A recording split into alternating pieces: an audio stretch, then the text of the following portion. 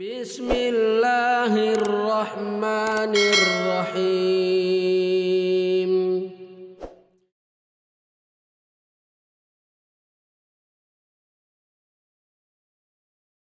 Bismillahirrahmanirrahim. Izin bertanya Ustadz, mengenai yang sekarang ini zamannya men-share ilmu kajian tausiah dan lain-lain.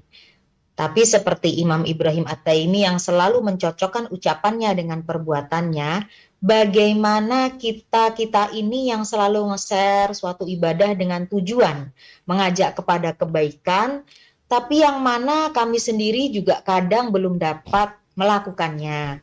Contoh puasa Senin Kemis atau yang lainnya, bagaimana Ustadz dengan niat yang ikhlas untuk berbagi demi mengajak kepada kebaikan, tapi kami sendiri nih belum bisa melakukan secara keseluruhan.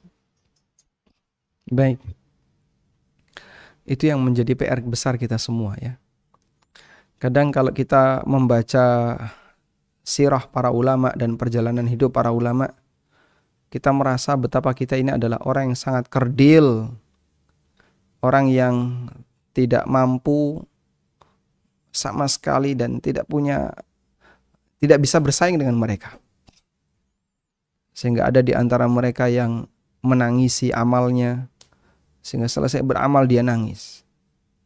Ada di antara mereka yang ketika beramal dia selalu bingung apakah nanti amalnya diterima atau tidak. Selesai beramal bingung, resah dia.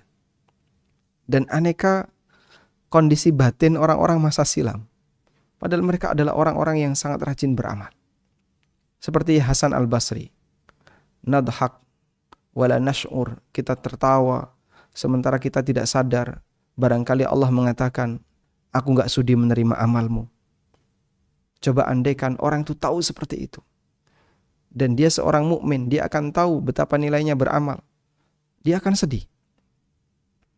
Dan itu dimiliki oleh orang di masa silam. Di masa sekarang, kualitas seperti itu sangat turun. Dan itulah adalah kualitas khusyuk yang pertama kali dicabut oleh Allah Subhanahu wa taala dari hamba.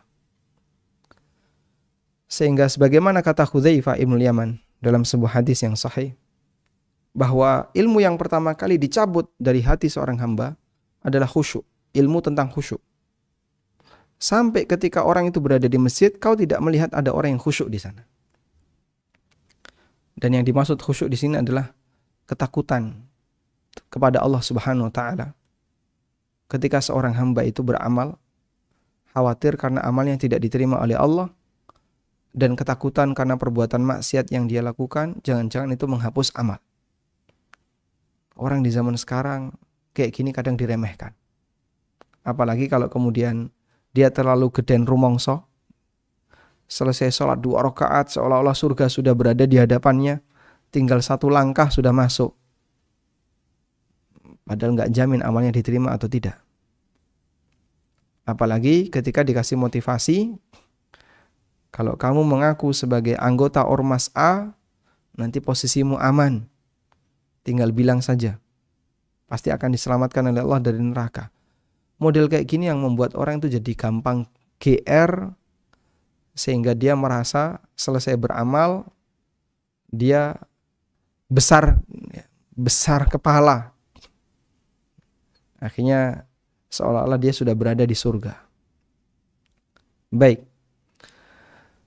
Terus bagaimana kalau misalnya kaitannya dengan athar Ibrahim At-Taimi tadi ya?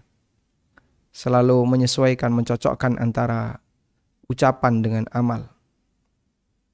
Dan kita ingin tetap menyebarkan dakwah, meskipun bisa jadi kita tidak bisa melaksanakannya. Yang perlu untuk dijaga dalam hal ini adalah keikhlasan batin.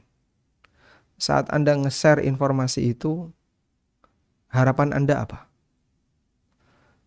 Mengingatkan orang, membesarkan Allah, ataukah membesarkan logo yang ada di situ? Apalagi kalau dia adalah pemilik akun tertentu. Berharap dengan kalimat-kalimat indah ini akunnya akan semakin terkenal. Kalau tujuannya adalah untuk membesarkan logo atau akun tertentu, kita bisa nyatakan bisa jadi dia nggak ikhlas.